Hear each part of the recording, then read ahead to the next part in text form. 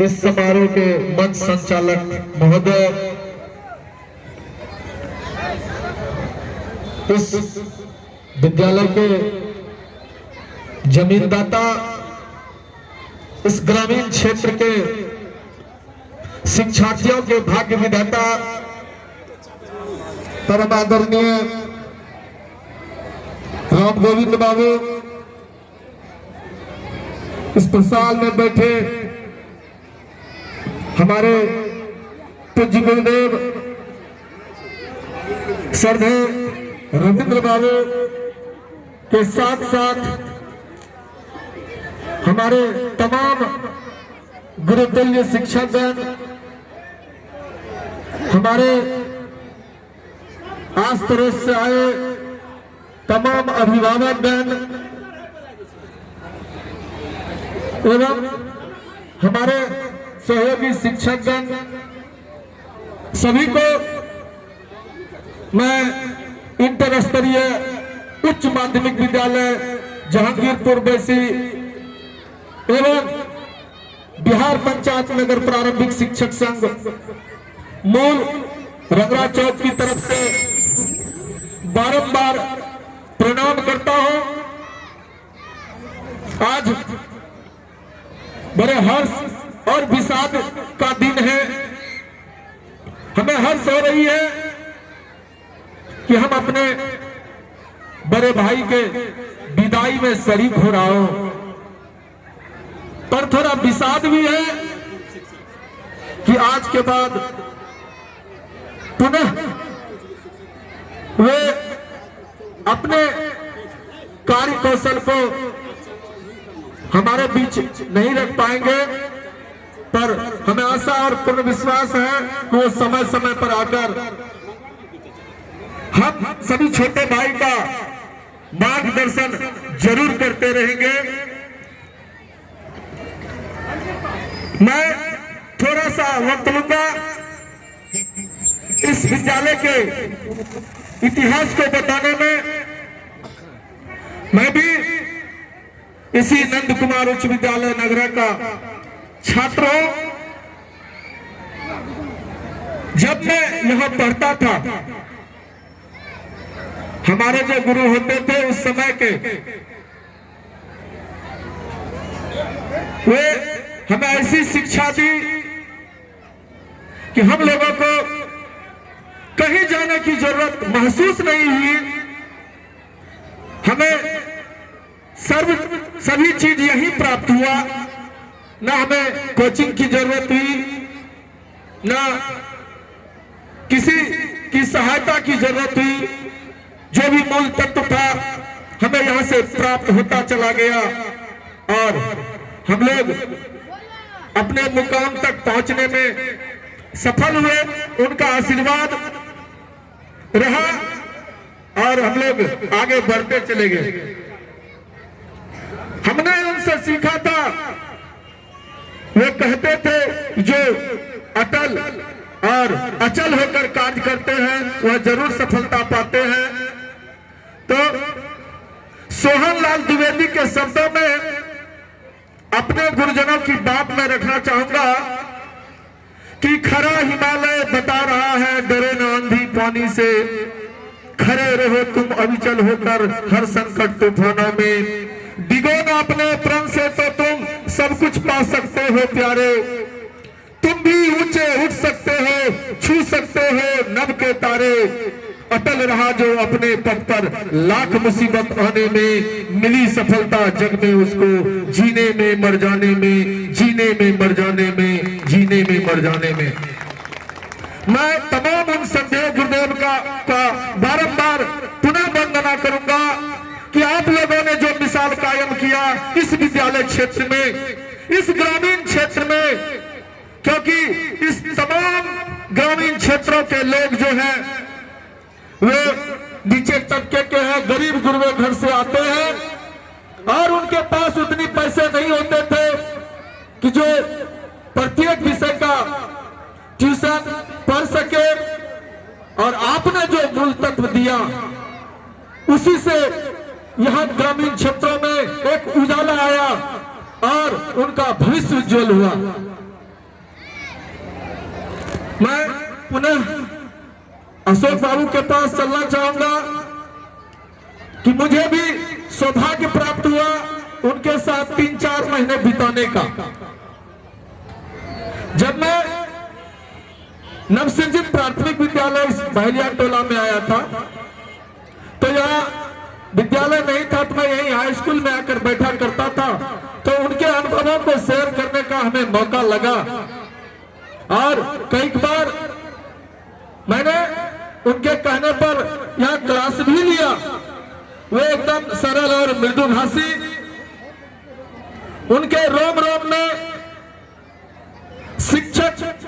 शिक्षण और छात्र के प्रति उदारता हर मानव के अंदर वह जोश भर देता है। वे कहते थे कि शायद यह प्रभार जो है यह हमें कठिन लगने लगा, लेकिन जब हम लोग बैठते थे तो एक शब्द मैंने उनको कहा 2 लाइन शब्दों में कि सर कष्ट परे चिंता न करो, कष्ट परे चिंता न करो वह तो आती जाती है, कष्ट परे चिंता न करो वह तो आती जाती है, फूल सदा कांटों में खिलते सेजों पे मुरझा जाती है।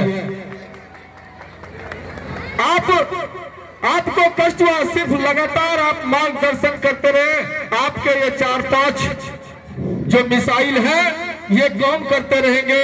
आप सिर्फ अस्थिर रहे और इन सबको मार्गदर्शन देते रहे, आप डिगे नहीं अपने पद से, आपको सब कुछ प्राप्त हो जाएगा। सर ने वैसा ही किया और सफलता पूर्वक अपने इस जीवन यात्रा को यहाँ तक सफलीभूत किया।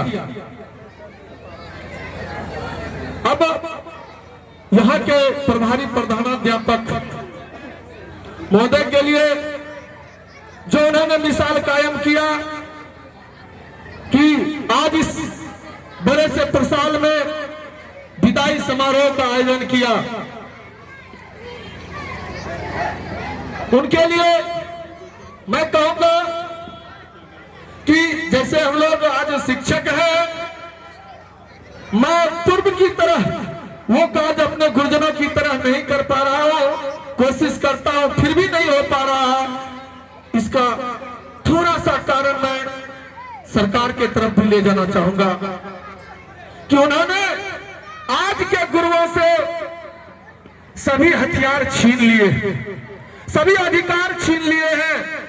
जो अधिकार पूर्व में हमारे गुरुजनों को था कि वही हमारे माता पिता भाई बंधु सब कुछ हुआ करते थे, जो सजा देनी है वो अपने मन से दे दिया करते थे, उसे कोई भय उस समय व्याप्त नहीं थी। लेकिन आज इस बीते युग में हम लोग देख रहे हैं शिक्षकों के हाथ से सारा अधिकार छीन लिया गया है। वह बच्चों को न तो मार सकते हैं न पीट सकते हैं या उसको कड़ी निगाह से समझा भी नहीं सकते हैं। उसके प्रत्युत्तर में बच्चे आए दिन बीते दिन हम लोग देखे हैं यहाँ के शिक्षकों पर अत्याचार होते हुए।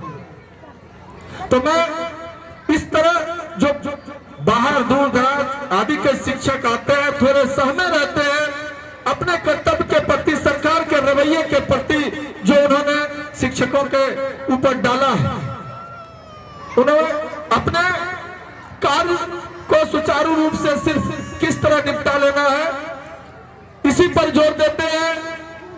आइए मैं इनके लिए 2 शब्द कहूंगा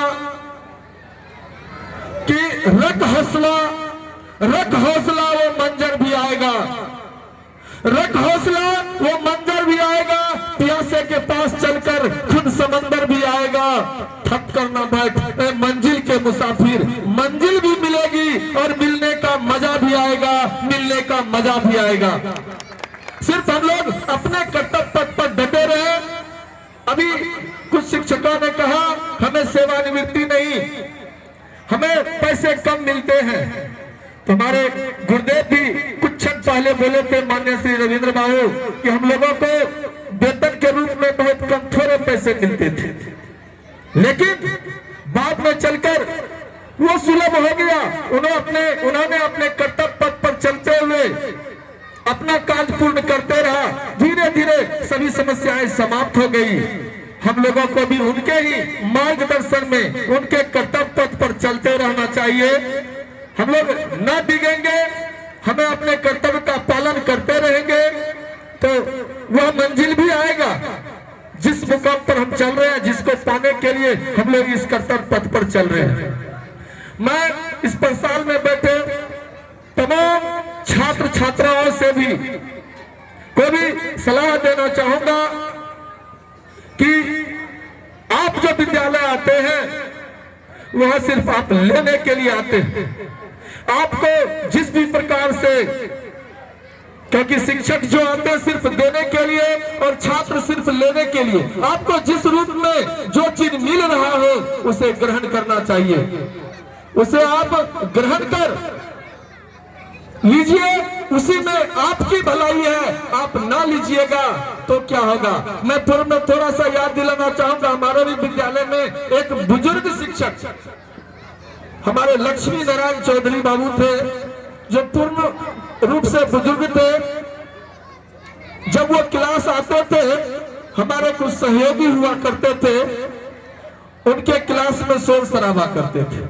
तो हम लोगों ने क्या लिया, वो देने के लिए आते थे पर हम लोग ले नहीं सके, जिसकी खनक आज भी खनक रही है कि संस्कृत में आज भी बच्चे, इस क्षेत्र के बच्चे सभी कमजोर हैं। मैं दावे के साथ कहता हूं, जिन्होंने शिक्षा नहीं लिया उस क्षेत्र में वो कमजोर रह गए। तो उनका हम लोगों ने कुछ नहीं लिया, हमने अपना समय नष्ट किया, अपना गंवाया। तो अंत में मैं अशोक बाबू के लिए 2 शब्द कहूंगा, ज्यादा समय नहीं लेते हुए। मैं भगवान से प्रार्थना करूंगा, हे ईश्वर, हम तमाम लोग मिलकर इस पावन बेला में आपसे फरियाद करते हैं। हे ईश्वर, हम तमाम लोग मिलकर इस पावन बेला में आपसे फरियाद करते हैं।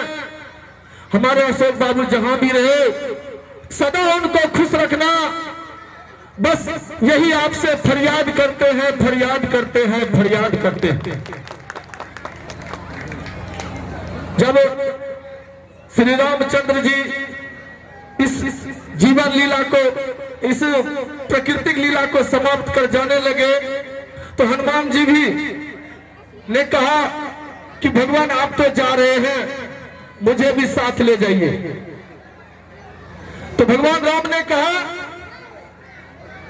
आपको मैं यानी राम चाहिए या राम का नाम, वहां जाओगे तो सिर्फ मेरा शरीर मिलेगा, मेरा नाम लेने वाला कोई नहीं मिलेगा। इसलिए तुमको जो लेना है, मेरा नाम चाहिए या मेरा शरीर चाहिए, 2 में से एक बात बताओ। तो हनुमान जी को लगा कि नहीं, शरीर नहीं, इनका नाम हमें चाहिए। कहा भगवान आपका नाम चाहिए। तो मैं तमाम छात्र छात्राओं से अंतिम बार कहूंगा कि अशोक बाबू तो जा रहे हैं, इनका इस शरीर से यहां से जा रहे हैं, लेकिन इन्होंने जो इस कर्तव्य पथ पर अपना कर्म छोड़ा है, आपको जो भी शिक्षाएं दी है उनको याद कर उस कर्तव्य पथ पर चलते रहेंगे तो उनके किए हुए कार्य सफलीभूत होंगे। इसी चंद शब्दों के साथ मैं अपनी वाणी को विराम देते हुए तमाम लोगों को एक बार पुनः प्रणाम करता हूं।